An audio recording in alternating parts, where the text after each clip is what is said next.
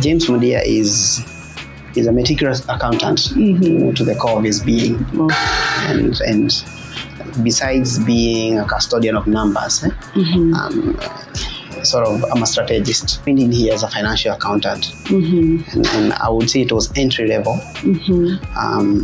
sort of accounting, and over the years through sort of hard work, listening to seniors and trying to learn as much as I could. In the midnight toil to learn as much as I could. Really helped me to take steps, towards where I am. Budgeting. Budgeting. And I tell people many a times, we all at the end of the month, all of us are paid. But the question is, if you take a tail end of last month and a tail end of the next month, are you able to tell what you have, where you have put your money within that period?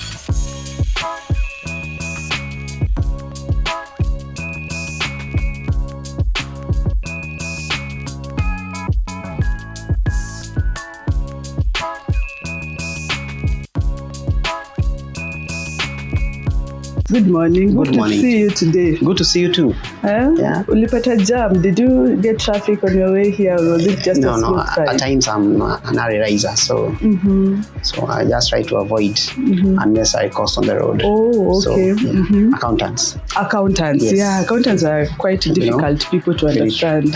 Mysterious, sort of. A bit mysterious, and they're doing it with doing good, hiding it under your good smile, your beautiful smile. Oh, is it? Yeah. No, but they say I'm a bit. Deliver bad news with a good smile. Yeah. It's one of the best ways to getting you to buy into what I want to tell you. Okay. Yes. All right. Yes. But it's a pleasure meeting you today morning. You're looking good as usual. Thank sharp you. as the accountant you are. Thank you. And like a French accountant. Yeah. Is it? Definitely. I'm tempted to ask the price of that shirt. But no, I will not ask. Accountants will never tell the truth about money. But anyway. They say so. I'm not the one who say it. Yeah. Okay, who is James Mundia? James Mundia is a meticulous accountant to the core of his being. And besides being a custodian of numbers, sort of I'm a strategist. And bringing the mindset of trying to run the business in the most modern way, incorporating financial analytics and financial interpretations, just to sort of try to run the company or run the financials of the company in the most or the best way possible. Okay. Yes. Aside from numbers and accounts and what James Mundia is an easy gentleman, easy to interact with. Yeah, definitely. Of course, he will say hi to you along the corridors of Radio Africa. And I mean, when you have financial problems, he'll help you solve them as quick as you can. But solving doesn't mean getting paid all the time. So, it's the most probable, the most plausible way to solve any financial problem. So, but easygoing. Okay. A man of the people. Yeah. Quite calm. A bit calm and laid back at times. Okay. Yeah. That's who James Mundia is. Okay. Yes. So for how long have you been at Radio Africa? My journey in Radio Africa, I've been in Radio Africa for quite some time. Okay. I think approximately 12 years. Wow. It's quite long. It doesn't look that long, yeah? It is. Yeah? It's quite long. It's quite long. Yeah. So Tracy was still in her diapers. Yes, I know. Oh, Tracy was still in her diapers. And many times people ask me why I don't feature in the balance sheet of the company, because I've been here like an asset. Oh yeah, definitely. Yeah? So it means it's a good place to work. So and I've been here long enough. I've enjoyed the stay, and I think it's a good place to work. Okay. Radio Africa is technically is a good workplace. Okay. Sort of, I would say the work environment is good. The mantra right from the leadership all the way down, it's that allows everybody to work and feel the sense of belonging within the company. Yeah. Yes. Talking about the work environment, I'm told you have a very powerful journey of where you started from to now where you are being the Mr. Moneybags of the company. Sure. So please take us through your journey from where you started from. Yeah. When I joined here a long time ago, as say 12 years, it's not a short period. I joined in here as a financial accountant, and I would say it was entry level, sort of accounting, and over the years, through sort of hard work, listening to seniors and trying to learn as much as I could, because I'd come from another service industry, which was not very related to what is done here. So there was quite a bit of learning that had to come with it. But I mean, burning the midnight oil to learn as much as I could really helped me to take steps, towards where I am. And I think when I started off within the department, I was, started from down there, started rising over time. I was in, I think, around 2018, 2019, I was tasked to head a unit which had been bought within the group, and I did it for about 2 years. And I hope my work was commendable. Definitely. So that elevated me much more. And here we are. Yeah. Yes. And what are some of the mistakes probably people make that don't get them? Because from your story, you've said you've been burning midnight oil. Yes. A lot of hard work. Why do you think some young people make mistakes and don't get to rise to wherever you are? Because I'm sure you started with so many people at the entry level who are not where you are right now. Yeah. So I would say, I think some of the lessons I've learned through my journey is one of the things is a bit of, I would say, it's progressive patience. You just don't sit and wait for things to happen. You have to keep improving yourself, waiting for an opportunity here or wherever.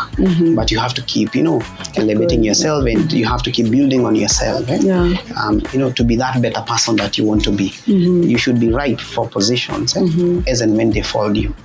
So in instances whereby you're not really, working towards growing yourself, it becomes a bigger challenge, because even when opportunities present themselves, you will not really fit in if you had not worked towards hitting that mark of being the person who can be placed in there. So I think that progressive development, like Kaizen, and continuous development within yourself. And then also there's another thing that I usually see, or rather that I would mention, that has really helped me. I think keep the eyes on the ball. Be sure of what you want, and move towards what you want. Focus your eyes onto really what you want, and be the person who tailors yourself towards getting to where you want to be. So at the back of my mind, I always knew this is where I want to be. I I want to be here at this time. I want to be here. At times, you don't get to where you want to be when you want to be there. But at least you can say, over time, you find, those sort of inspirations, they materialize over time. And then, there are opportunities. There will always be opportunities out here.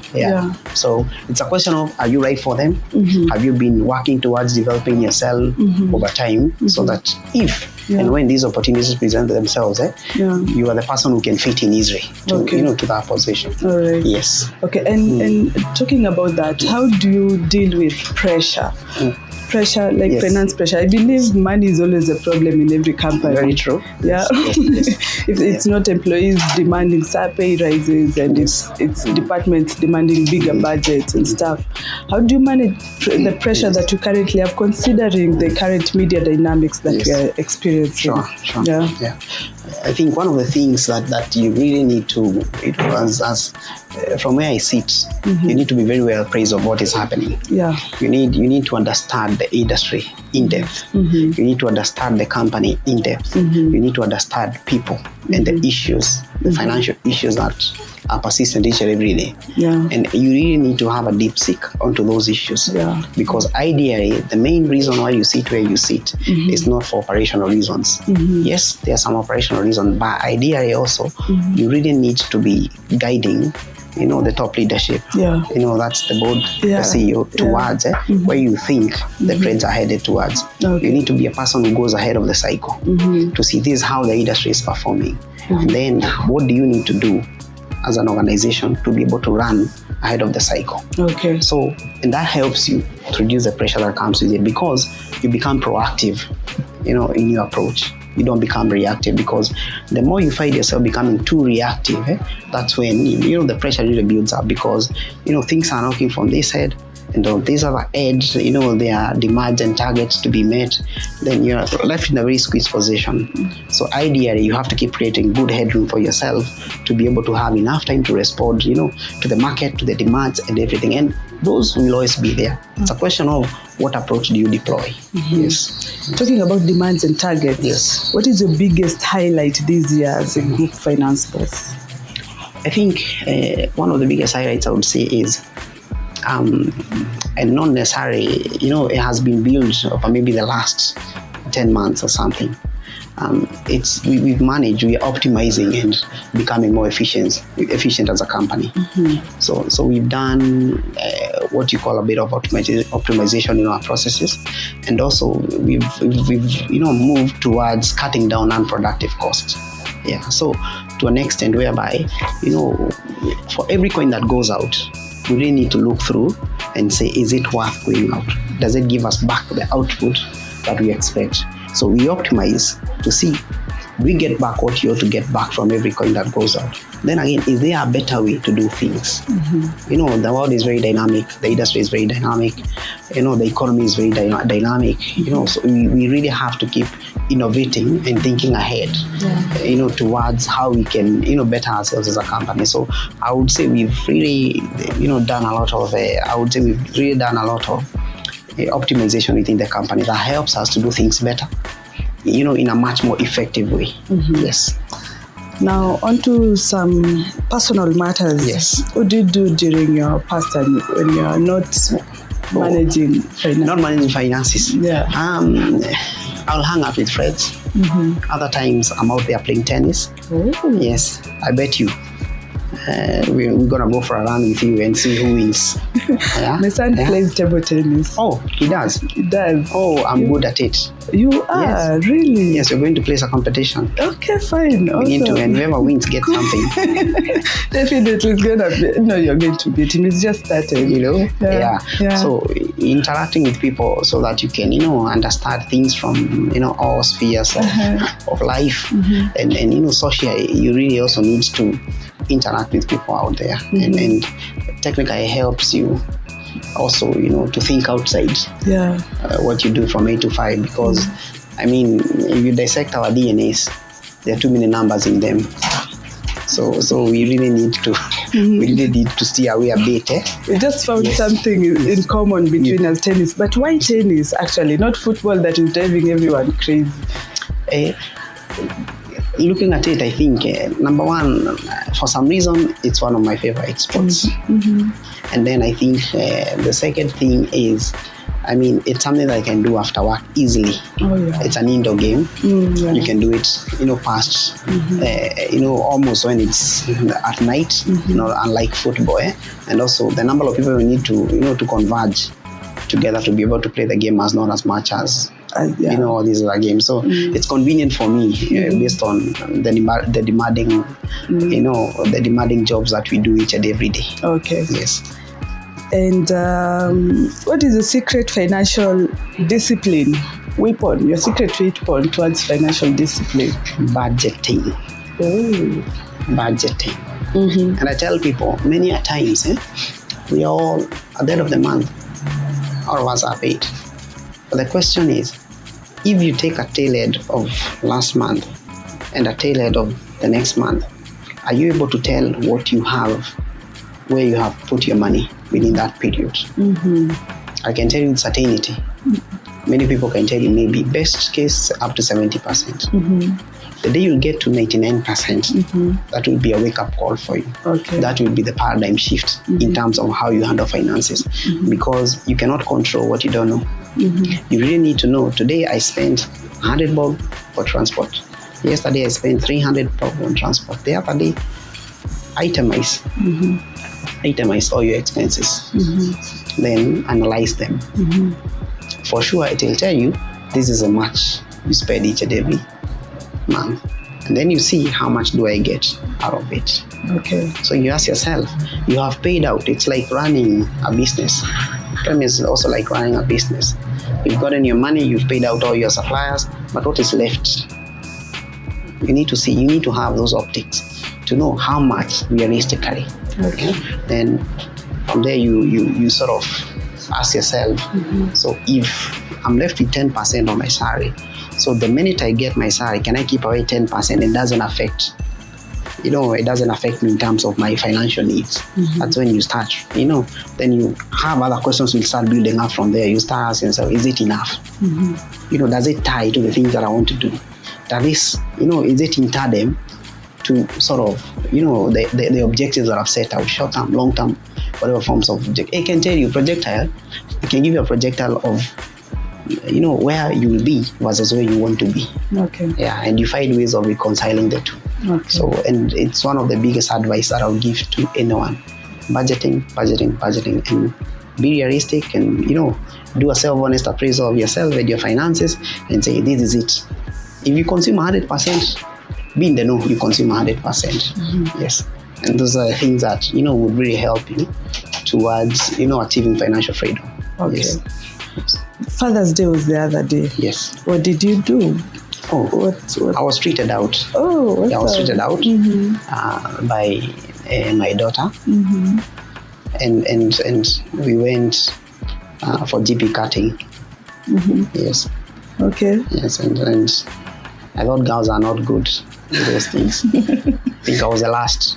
You're raising a good one. Yes. You're raising a good So I was the last to be fragged off. Okay. Yes. Oh, really? The last. She beat you? Yes, she beat me. Oh, I'm so sorry. So yes. I'll get but you. that's what Father's Day is all about, sharing up others, and making them, better beings. Yeah. You told me you're learning to cook. Yes. After all these years, James. No, I'm learning to cook better.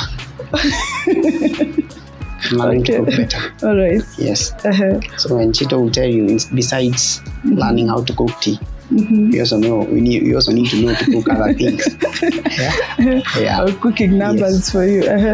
No, we don't. We present numbers as they are. We present numbers. Yes. We present numbers as they are. Okay. We present numbers as they are. So we're just learning a few things here and there. But I'm good at steak. I've become good at steak over time. Really? Yes. Invite us over. I will. We get a taste. I will for sure. And then you can rate me. I will definitely, yes, and we'll put it on the wrap as a headline. Yes. James Mundia, perfect steak maker. Exactly. Okay. Yes. So James, but just before I leave, as in the last, I will need to do the employees a favor if I don't ask you for tips on financial discipline, yes, or financial management. Yes. I know you've touched a bit about it, but if you have something else to add with yes. that. Yeah. I think, as I said, the very, very first thing is having a plan. Yeah. On the much you get and how you use it. The minute you have a plan, you have the game with you. Yeah. So technically, you have everything under control. You'll be on the driving seat of your financials. Okay. So you really need to know where you spend your money. Okay.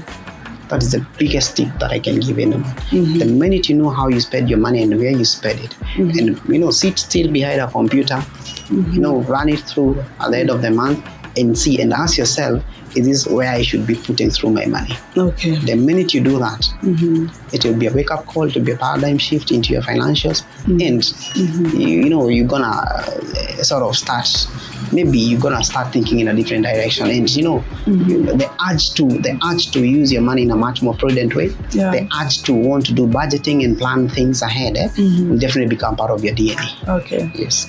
Manchester or Arsenal? Manchester United or Arsenal? Of course, Manchester United. All right. Okay. I'll speak beyond that because I know where we are. But Manchester United all the time. Okay. Yes. Asante sana. Thank you very much. Thank you so much for your time. Thank you.